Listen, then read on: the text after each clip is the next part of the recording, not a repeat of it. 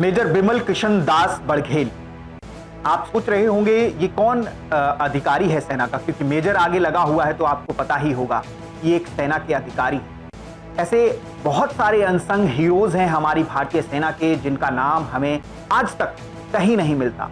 Search करने पर भी कहीं एक दो आर्टिकल्स इनके बारे में हमें मिलते हैं, लेकिन बहुत ही पुख्ता जानकारी हमें नहीं मिलती। लेकिन ये वो योद्धा हैं, ये वो वीर हैं जिन्होंने इस देश के लिए, इस देश की सुरक्षा के लिए, यही नहीं इस देश से बाहर लोगों की सुरक्षा के लिए अपना सब कुछ कुर्बान कर दिया। यहां तक कि अपनी जान तक को खतरे में डालने से एक बार भी नहीं चूके। आज बात करेंगे हम मेजर बिमल किशन दास बड़घेल की। ये वो अनसंग हीरो हैं 1971 युद्ध के, जिनकी कहानी, जिनके किस्से न कहीं सुने गए और न कहीं सुनाए गए। ये वही मेजर बिमल किशन बड़घेल हैं जिन्होंने गोलियां खत्म होने के बाद पाकिस्तानी सैनिकों पर अपनी खुखरी से ऐसा प्रहार किया कि जिधर से निकले उधर से पाकिस्तानियों को गाजर मूली की तरह काटते हुए चले गए।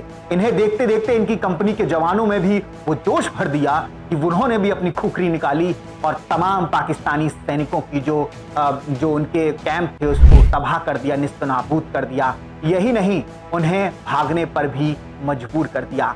आज हम बात करेंगे 1971 युद्ध की, जब दुनिया के नक्शे पर बांग्लादेश उभर रहा था और उस वक्त वो ईस्ट पाकिस्तान कहलाता था। आजादी की लड़ाई चल रही थी बांग्लादेश में। अपने ही लोगों से बांग्लादेश के जो ईस्ट पाकिस्तान के लोग थे वो अपनी ही सेना से, यानी कि पाकिस्तानी सेना के जुर्म से अब परेशान हो चुके थे और उन्होंने उनके खिलाफ बगावती स्वर ऊंचे कर लिए थे। उधर राजनीतिक भी बहुत तेजी से राजनीतिक गर्माहट हो रही थी पाकिस्तान में, क्योंकि वेस्ट पाकिस्तान जो था उसका पूरा जो दबदबा था वो ईस्ट पाकिस्तान पर भी हुआ करता था। और कहीं ना कहीं जो ईस्ट पाकिस्तान के लोग थे उन्हें द्वितीय दर्जे का नागरिक और एक तरीके से कहा जाए कि बहुत छुआछूत वाली नजरों से देखा जाता था। उन्हें कुछ नहीं समझा जाता था, जबकि वो आबादी के मामले में कहें या फिर इकोनॉमी के मामले में कहें, वो पाकिस्तान, ईस्ट पाकिस्तान जो था वो पूरे पाकिस्तान को, यानी वेस्ट और ईस्ट सबको चला रहा था।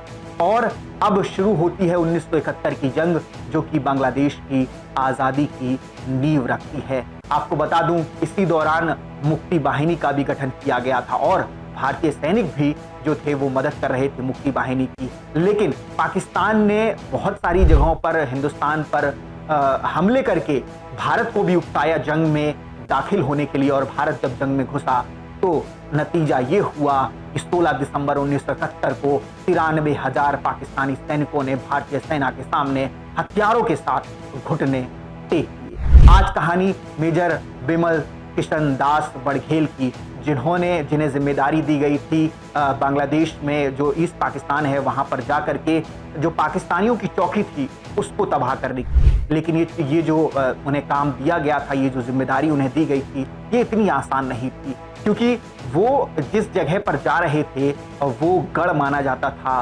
पाकिस्तानी सेना का। आपको बता दूं कि पाकिस्तानी सेना वहां पर इतनी मजबूत थी कि जब मेजर बिमल दास जब वहां गए तो उन पर हैवी आर्टिलरी और एमएमजी गन से ऐसी बरसात हुई गोली और बारूद की कि जो उनके सैनिक थे, जो उनकी कंपनी के जवान थे, वो सब तितर बितर हो गए। किसी को भी कुछ नहीं समझ में आ रहा था।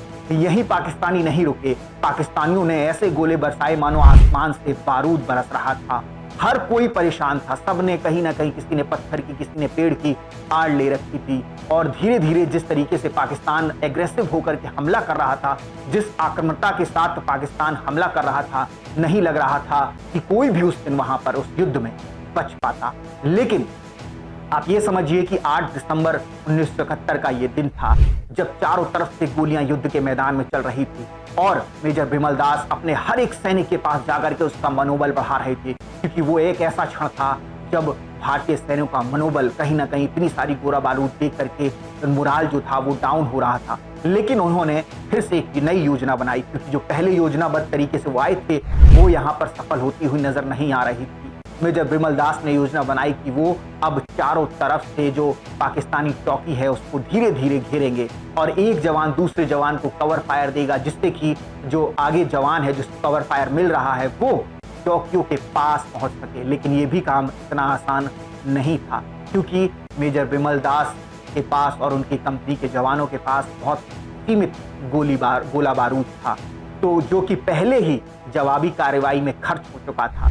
जब मेजर बिमल दास और उनके साथी पाकिस्तानी चौकी के बिल्कुल नज़दीक पहुंच गए, तो ऐसा कहा जाता है कि उनकी लगभग सारी गोलियां समाप्त हो चुकी थी। उन्होंने पलटकर अपने साथियों को देखा और अपनी खुखरी निकाली और टूट पड़े बंकर में।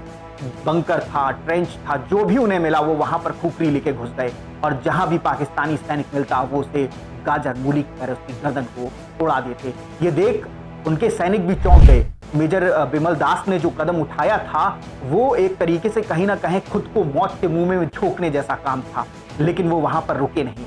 उन्हें जितने भी पाकिस्तानी सैनिक मिले, एक की भी गर्दन उन्होंने बिना उड़ाए नहीं छोड़ी। और उनके साथियों ने जब ये देखा तो उन्होंने भी अपनी खुखरी निकाल ली और फिर तो वहां पर ऐसा समझो कि जैसे काली जो थी वो समा गई थी उनके अंदर। उन्होंने ऐसा वहां पर तबाही मचाई कि पाकिस्तानी सैनिकों की लाशों के ढेर लग गए और जो बचे थे वो भाग खड़े हुए। मेजर बिमल दास के लिए मेजर बिमल किशन दास बड़घेल को इस वीरता और साहस के लिए वीरता पुरस्कार से सम्मानित किया गया। लेकिन ये कहानियां, ये किस्से कभी भी किसी भी किताब में नहीं छपे, किसी भी फिल्मों में नहीं आए, कहीं पर भी नहीं आए और गुमनाम रह गए हमारे देश के ऐसे वीर सपूत। मेजर बिमल किशन दास बड़घेल को शिवालिक जनरल उनकी वीरता, साहस और अदम्य शौर्य के लिए सलाम करता है। जय हिंद, जय भारत।